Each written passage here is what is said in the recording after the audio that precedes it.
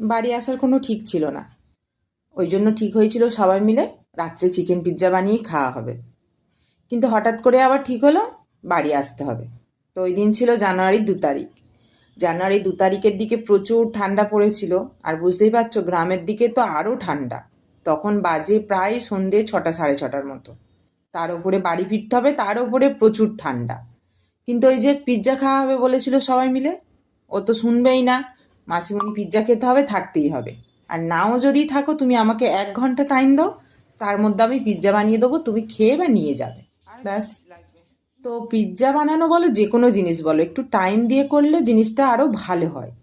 তবে সেরকম টাইম নেয়নি, কারণ আমি ছটপট করছিলাম। মোটামুটি আধা ঘন্টা 1.25 ঘন্টার মধ্যেই রেডি করে দিয়েছিল।